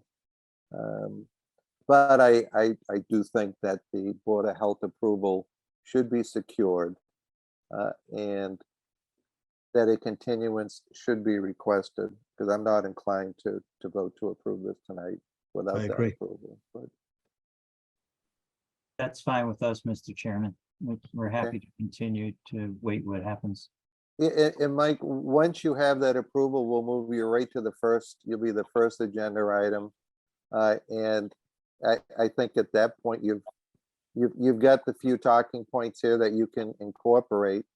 And I think it'll be then just working out the special conditions with Samantha. When would you want to do that, Samantha? Would you do that if they come back in and they have their approval from the Board of Health, when would you initiate draft special conditions, your order, So I have actually, and I apologize for that. Typically I get them done a little bit sooner than this, but the last couple weeks have been a little bit hectic. I do have the special conditions drafted and in the Dropbox, so I've started those already. So I will, once we finish up tonight and I can go back and look through my notes and add the rest of the conditions that we talked about tonight, I'll add those into that document so that it'll basically be drafted before they're ready to come back after they've gotten the Board of Health approval. So John, you said you were gonna submit to the Board of Health hopefully this week. Do you know when their meeting would be for that? Based on my discussions with the agent, since we're not requesting any relief, That's right. I don't think it has to go to a meeting. Okay, so there's a chance that you could be ready to go with this for August 1st for the next Yeah, meeting. is that when the next meeting is, August 1? Yeah, yeah. Yeah, I would ask if we could continue to that meeting date then, because I'll follow up with the agent once it's submitted. Again, we already did a lot of preliminary work with her on this, so I don't think it's going to be a heavy lift for her to review it. Yeah, and I think you're correct, and I'm sorry about that. I believe if you're not looking for any waivers, it's just like an administrative review. So. Mr. Chair, I make a motion to continue this public hearing until August 1st with the special note that we do not need to re-review any other aspects of this public hearing, and except for the issues associated with the Board of Health. and certainly the additional conditions and special conditions. Okay. Do we have Which a we've already second? discussed. Yep. Do we have a second to that motion? Second. Okay. All those in favor of continuing the public hearing on this matter to August 1st, please say aye. Roll call vote. Woody, Aye. Brad, Aye. Mick, Mute. Mick. Aye. Diane, Yes. and Bob Connors votes yes. Thank you, guys. Thank you and very when- much, everyone. And Sam, when that's ready to go, we'll just move that to the front of the agenda on the August 1st meeting. Thank you. Thank you, All everyone. right. Thanks for your time and your service to the town. Thank you. Bye, guys. Good night, everyone. Thank you. Okay, now we have 140 Orchard Street. This is still unassigned. It is not. You have a, We One do, minute. and I can see Bob celebrating. I was too. Yeah. Yep. So I talked to Alicia, and she was super, super helpful today. She was out on the road and she pulled over on the side of the road in the gas station to check and see what we had for a file number. And we do have one. It is 050-1408. Mhm. okay, Is good to go. wow. So Bob, you're on a roll tonight, brother. You know, Yeah, I got that uh, about 3 o'clock this afternoon. The stars are aligned. Okay, so DEP file number 0501408 150 Orchard Street for work to complete septic system expansion, construct in an in-ground pool in addition to an existing structure. All right, Sam, can you provide a quick overview and a recommendation? Yes. So this one, it's another one that's pretty straightforward. And just to make a note, if anybody does go and look at the data portal, the file number, I believe, was issued today. So when it gets issued during the day, the system will update overnight. So it won't actually populate in the data portal until tomorrow, but I did get confirmation from DEP that we do have that number. So that's all set. So yep, this is again, pretty straightforward. Septic upgrade, addition to the house, and an in-ground pool. A lot of erosion controls, but it's a pretty standard standard filing for us. Okay, and this does have Board of Health approval. Yes, it does. Right. I Bob. confirmed that with Deb Rogers today, the Board of Health agent. She did. It is approved. Okay. Bob, why don't you give us a quick Sure. presentation and then we'll. For the record, my name's Bob Grassel from Engineering Land Services. There's 3 activities that would be on the site. It's an existing dwelling, 3-bedroom. We're planning to propose 2 additional bedrooms, one over the addition and one in the basement. We're replacing, when we were out there, we did soil testing with the Board of Health. We're upgrading the existing system, is a pipe and stone, and we're extending it 10 feet further away from, the expansion would be 10 feet away from the wetland, not towards the wetland, which is, the existing system would stay the same at 51 feet, and we're just going away from the system, the wetland. We did additional G4 and G5 soil tests just to the right of that for a 100% reserve area of 1,040 square feet.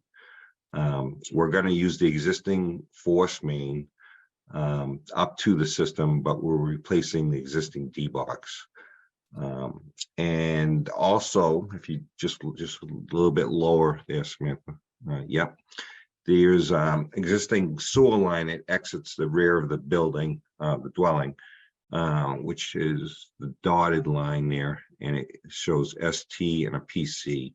That's a septic tank and a pump chamber. That's a 1,500 gallon septic tank and a 1,000 gallon pump chamber. We're going to pump those, crush them, remove them, and replace them with a new A and B there. That would be a 2,000 gallon 2-compartment with a 1,000 gallon pump chamber. Let me just make sure that on the pump chamber. Yeah, 1,000 gallon. The reason for 2-compartment when you have the in-law apartment would be down in the basement. Whenever you have an in-law apartment, it requires a 2-compartment tank for mostly for settling, since there'll be another kitchen in the basement. We're proposing an in-ground pool, which is in a already established area. It's a grassed area. All the activity that we're proposing is in an existing developed area. It's all grassed. There's a walkway, the addition would be over the paved driveway. There's an existing stone swale there for the runoff from the additional roof runoff, which is basically right on top of the impervious driveway. We are expanding the driveway in front of the addition so they actually can turn around and back out of the garage under. Right now, every time I went there to go work, you have to completely back up all the way just to get out of the long driveway. So this is more of a convenience to back out of the garageway, turn around and head down the driveway instead of backing all the way up to Orchard Street. We'd be removing an existing retaining wall right where the hand is right there, and a walkway. But we're proposing a stone block wall just to hold the grade back, and we'd probably have to reposition the underground electric shown from the existing overhead utility pole. It goes down under there and then underneath the driveway. Would probably just alter that just to get around that retaining wall, go through the probably in front of the retaining wall, right where it says proposed, and then go underneath the walkway that way. But we're proposing a 12-inch diameter silt sock shown in the heavy dotted line, the dash line. Prior to construction, that would be inspected by Samantha prior to any activity. We had the wetlands redelineated by Norse Environmental, shown in the 2A series and the B series. It's connected with a pipe, 12-inch ADS pipe underneath the driveway, right there, shown right there. The water service would stay the same. Basically, we're just adding a garage, addition over the existing driveway, and the in-ground pool, and actually moving the septic tank and the pump chamber further away from the wetland, and utilizing the existing force main. The erosion control would be roughly at the tree line in the grassed area, so there'd be no tree clearing at all on the site. It's just mostly grass disturbance. Okay, thank you, Bob. Let me open this up to questions from the members. Woody, do you have any questions for Bob at this time? No, I do not. Thank you. Okay, thank you, Woody. Brad, any questions for Bob at this time? No, Mr. Chair, looks like it's pretty straightforward. Okay, thank you, Brad. Mick, any questions for Bob at this time? No, I have no questions right now. Thank you. Okay, thank you, Mick. Diane, any questions on this matter?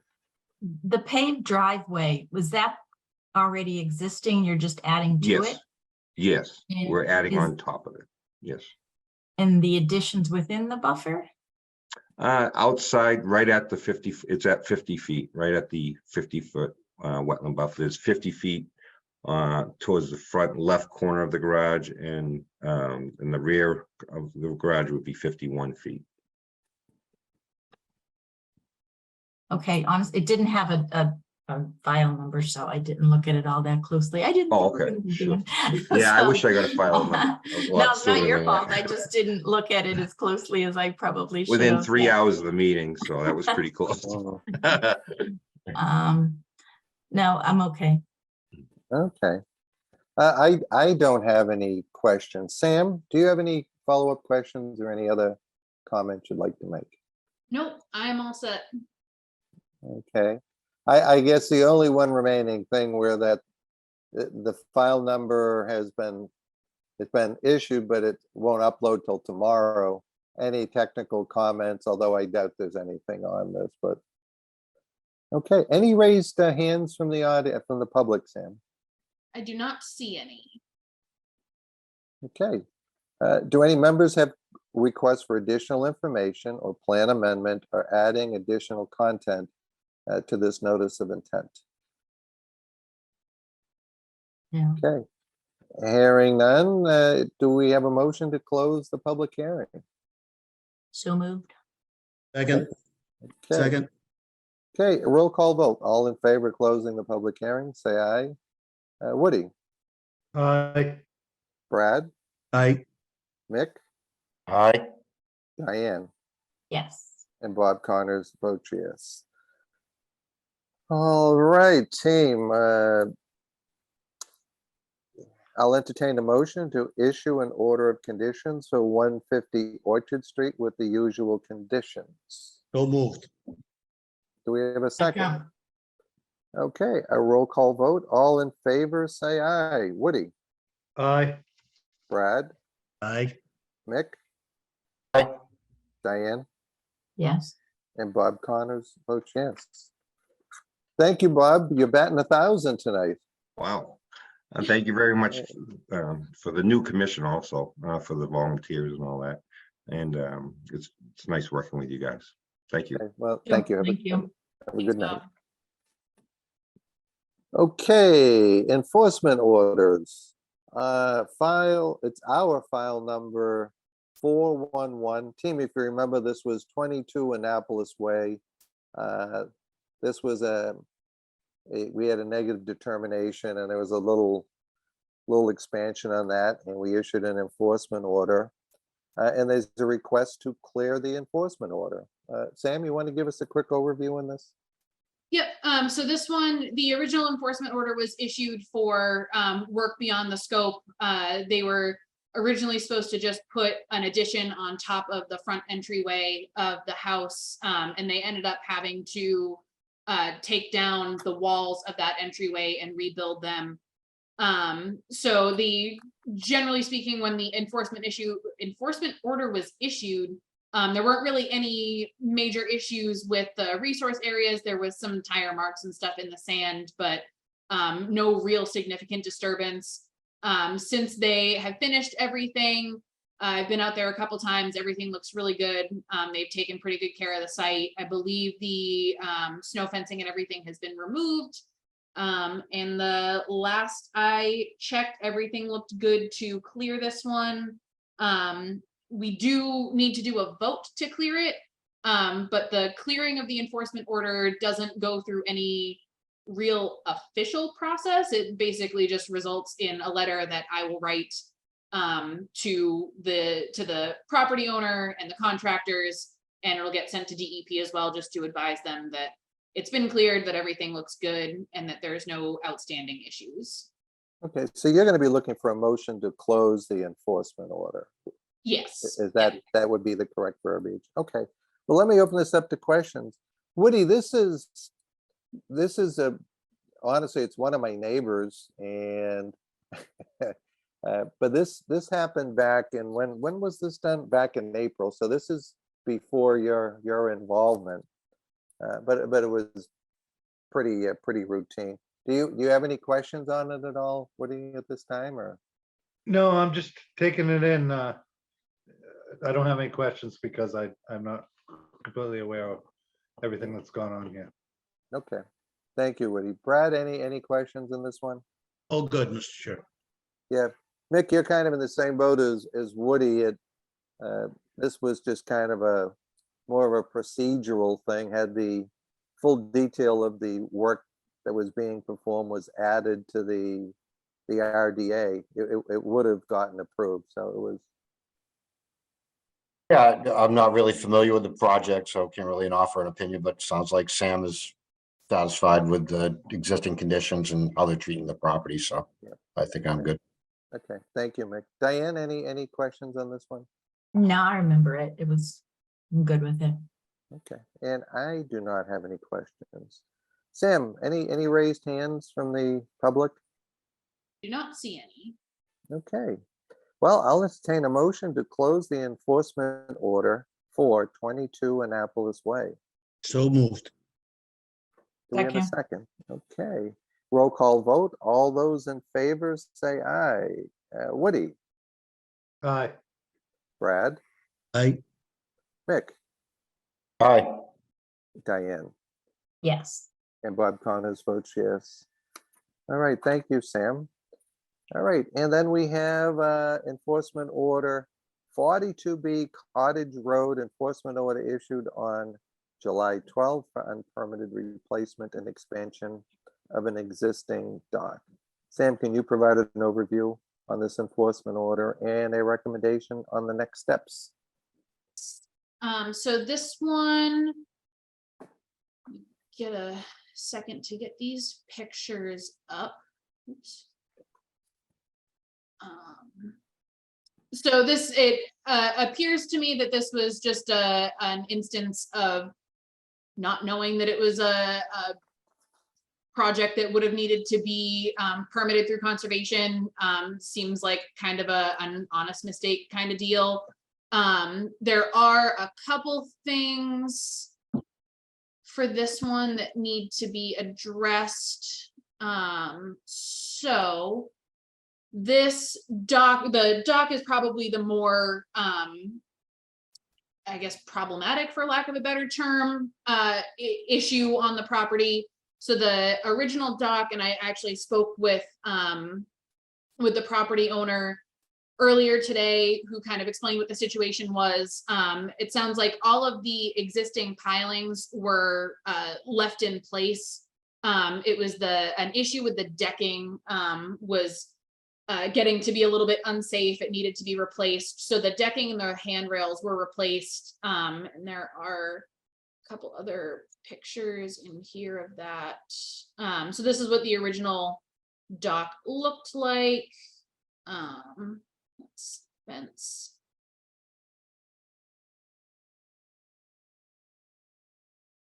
So the kind of the main issue with this one right now, generally speaking, the decking being replaced would have needed to go through conservation anyways, at least through like an RDA process to get that done. The main issue is this expansion right here. The decking was expanded a little bit.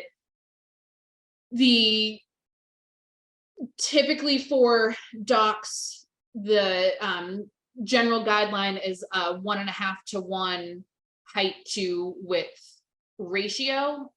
So that there's a good chance that that has been exceeded with this portion. So that's something that's going to need to get covered when the notice of intent process, because of this expansion, the additional footprint of the dock, it would need to go through a notice of intent process. The other kind of issue that's on the property is this fence that went in. I think I thought I had a picture of it done, but I don't know where that went. You did, because I saw it. Okay. So the fence that went in, it is all in riverfront area. There's a good chance it's probably in buffer zone as well. So the fence was installed without permits. That's a pretty straightforward one. Chances are that would have gotten approved anyways. There's no reason to believe that it would cause any sort of issue as far as the wetlands go. So the fence is a little bit less of a concern. It just needs to go through the permitting process. The dock, like I said, is kind of the bigger issue here. And that expansion of the footprint. So the enforcement order that was issued covered both unpermitted alterations and expansion of existing deck footprint or dock footprint and unpermitted installation of the new fence. And the enforcement order covers essentially the cease and desist from any further work. All the work has been completed as far as I can tell, so that's just kind of a formality. The notice of intent process, I did put down a time frame of filing by September 1st. When I spoke with the property owner today, I did note that we are aware that sometimes it can take a while to get these processes started, especially where having to get like engineered site plans and everything goes. A lot of people are really backed up, especially now that the ongoing working season is here. So a lot of people are out doing field work, and the process can take some time.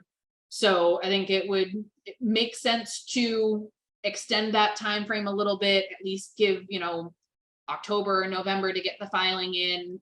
That way it gives some time to get the site plans done, get the whole process started, get the notice of intent filed. We can also, if we stick to the September one, or if we go for something like October, that's still pretty close. But usually we do give a little bit of leeway with that, as long as we know that something is in process, that the property owner is in process of getting this work done, getting the stuff filed. You know, if October 1st rolls around and that's the date that we've picked and they're saying, oh no, my engineer is taking, you know, needs some extra time to get all of this done, then we can usually give a little bit of leeway with that, as long as we know that it's been started. So pretty much the only two things that we would need to do right now is to determine what date we want to put down for that, and get this ratified and sent out to, so that once the ratified version is done and it all gets signed, it'll get sent to DEP, and a copy would be sent to the property owner as well. Okay, thank you, Sam. Is the respondent here, the owner, present? Does he have anything he wants to We add? have Steve Bowditch here. And I think you're muted, Steve. There you are. Can you hear me now? Yes. Okay, yes, I apologize. This was an oversight. We were initially looking at the existing dock was very unsafe and unstable. So we wanted to stabilize it and improve it for safety purposes. We did try to use the existing pilings to not increase the footprint, but I was unaware of the ratio issue that was brought up, and I apologize for that. That's an oversight on our part. We will follow the instructions that are provided to us and move forward to try and bring this into compliance. Okay. Sam, if we went 60 days out, that would be September. What would be the second meeting in September? Because I think Steve's going to find that everyone's got a 60, 90-day backlog to get anything done. So if we did 60 days, the second meeting in September would be on September 19th. So if we said 60 days, filing date of the 19th, then this would or should be able to get on the agenda for the first meeting in October, if we have a filing deadline of the 19th. Yeah, what I would suggest, let's put this on our September 19th agenda for a status review, and either the notice of intent has been filed, or Steve will be telling us where we're at on this. Sure. Could I ask for, as far as instruction going forward then, the notice of intent, and you mentioned that I would need to be getting in touch with to get an approved site plan. So I'll need to get in touch with an environmental engineering firm for that purposes, or who would I be speaking to? Yeah, so Steve, I can help you with that. We Okay. can, if you want to give me a call at some point, I have a few things going on tomorrow and Thursday, but I can certainly, if you call and leave a voicemail, I will get back to you as soon as I can. And if you want to, we can set up a time that you can meet me in the office, and we can kind of go over the requirements and everything, and I can help you out and get started with that process. Okay, that sounds great, Samantha. Thank you very much. Okay. Why don't I open this up to the members to see if there's any questions? Woody, do you have any questions at this point for Sam or for Stephen? I pretty much understand what happened here in the enforcement order. I guess, as far as the dock goes, were any new pilings put in the marsh? No. No, so you reused the old ones Yeah, I just sistered onto the existing ones. and expanded the width. Yeah. Yeah, she was showing us. Okay, that was more of a clarification question. Yeah, I put on the Anyway. major improvements we felt were stabilization and the inclusion of handrails. Okay, great. Thank you so much. I have no other questions. Okay, Thank you, thank sir. you, Woody. Brad, any questions for Steve or Samantha on this enforcement order? No, Mr. Chair, thank you. Okay, thank you, Brad. Vic, how about yourself? Any questions for Steve or for Samantha? No, just thought this is a Fully private use dock, right? Yes. Yeah. Okay. That's the only question I had. Thank you.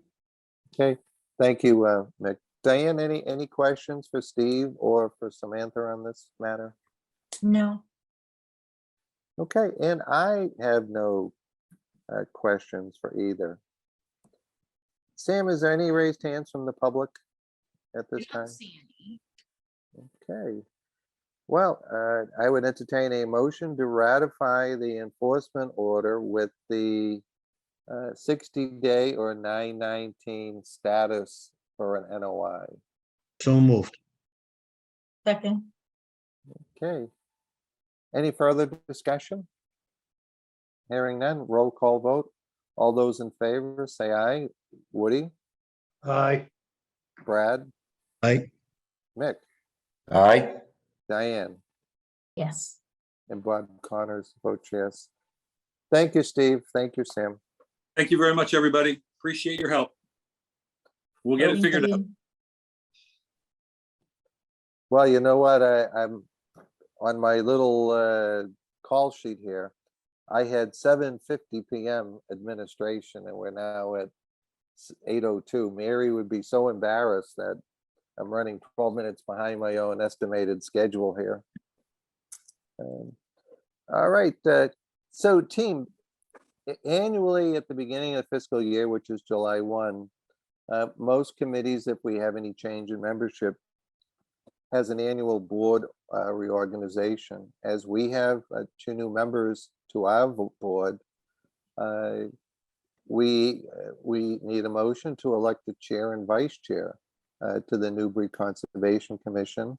And that's open to anyone that wants to do that. Mr. Chair, I make a motion to have Bob Connors be chair and Mary Rimmer be vice chair. Okay, Second. Okay, discussion. Any discussion? No. Woody, you okay with that? Sounds good. It seems to be working, correct? Yeah, no, And I- I did get an email from Mary earlier today and she said that she was on board with that, so. okay. That was my question. Just does someone need to ask Mary if she would do it? The question you should be asking She's is. she's anyone not here. quitting? We get What voted. happens when you're not here, right? That's Yeah, right. yeah, the real question is who's actually gonna quit, not being reappointed, but, so Brad, you're okay with that?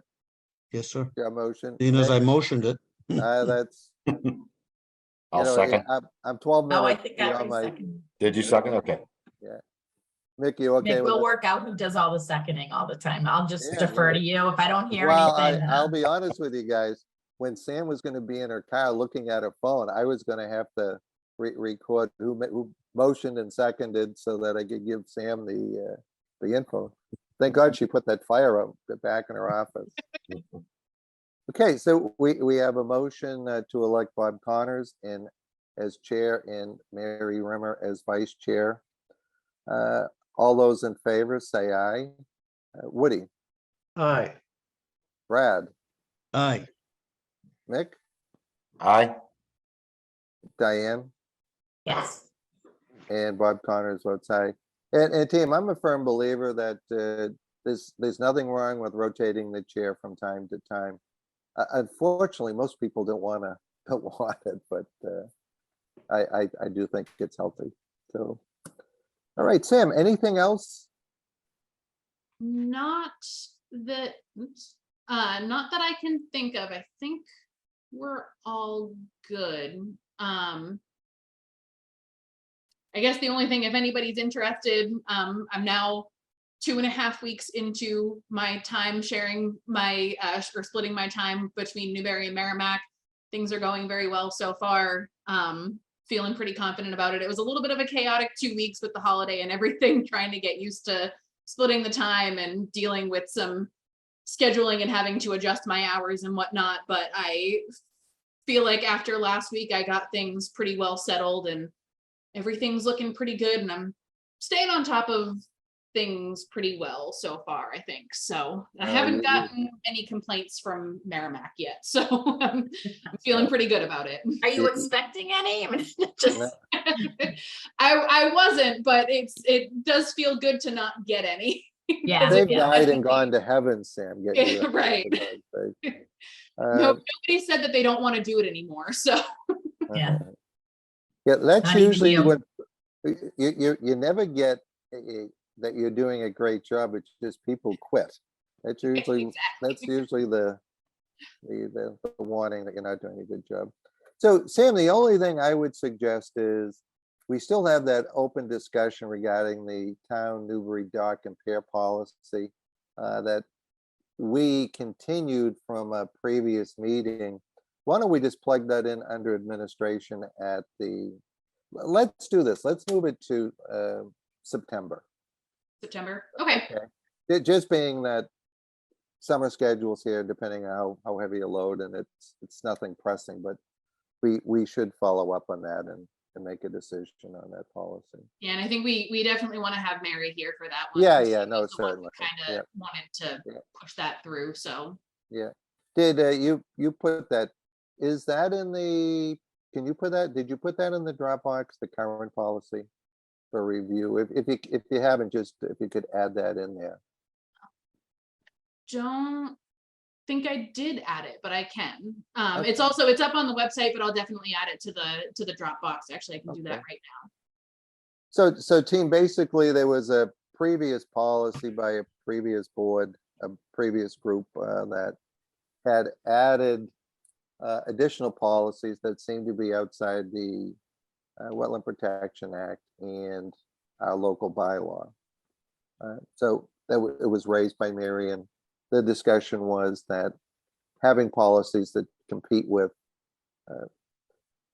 that really are not enforceable, if we wanted to review it and decide whether we wanted to continue with that policy or just to cancel it or to amend it, whatever. But, well, that's all I have. So thank you, everyone. This new time, how's this working out? It's nice to be at 8 o'clock and we're out of here and not 9 o'clock. Mr. Duffin. Thank you, Mr. Chair. There was another item on the agenda that we passed over.